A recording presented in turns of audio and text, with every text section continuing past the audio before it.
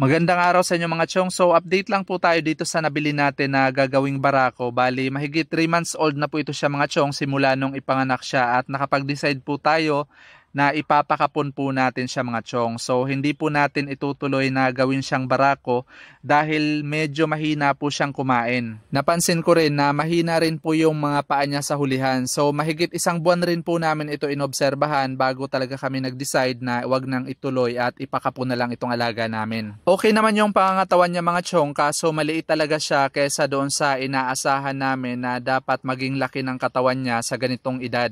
Siguro dahil sa mahina nga siyang kumain kaya ganun. Napupurga at natuturukan rin pala namin ito ng multivitamins mga chong, kaso ganun pa rin talaga kaya nag-decide na talaga kami na ipakapon na lang ito at wag nang ituloy na gawing barako.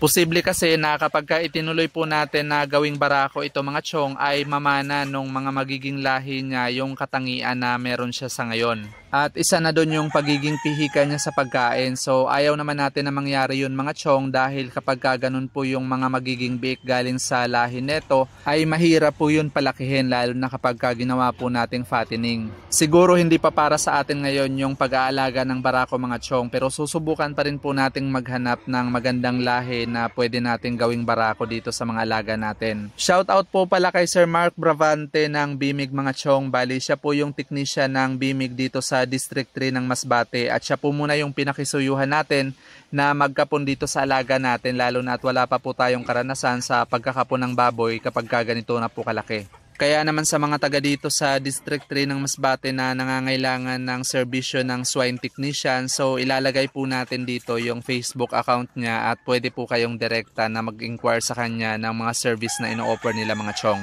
Matapos nga po natin itong naipakapon ay nag-disinfect po tayo ng kulungan niya mga chong para naman makaiwas po sa infeksyon itong alaga natin. Bali hinuhugasan po muna natin ng mabuti yung kulungan niya mga chong, tapos itong disinfectant na po yung gagamitin natin na pang final na banlaw doon sa kulungan niya at hahayaan na po natin ito mga chong. Safe naman po ito kahit na ma-ingest ng mga alaga natin. Pagkatapos po natin na disinfect yung kulungan niya ay nagturok na rin po tayo sa kanya ng antibiotics mga chong. Ito ay para maiwasan po natin na lagnatin o di kaya ay ma-infeksyon yung pinagkapunan dito sa alaga natin. 1 ml sa bawat 10 kilograms of body weight po yung tamang dosage ng pagbibigay nitong antibiotics sa kanila mga chong. Pero dahil nga may sugat itong alaga natin ay isasagad na po natin ng 5 ml. Estimate ko po sa timbang nito sa ngayon ay nasa mga 35 to 40 kilos pa lang po ito. Intramuscular o direkta sa laman po yung tamang pamamaraan ng pagtuturok netong antibiotics sa mga alaga natin. At kung umabot ka po sa parteng ito ng video natin ay paki-comment mo naman sa baba kung taga saan ka at paki-share na rin po ng videos natin para mas marami pa po tayong maabot at matulungan lalo na po yung mga nag-uumpisa pa lang din sa ganitong klase ng hanap buhay. That's all for today's video mga chong. Thank you for watching and happy farming!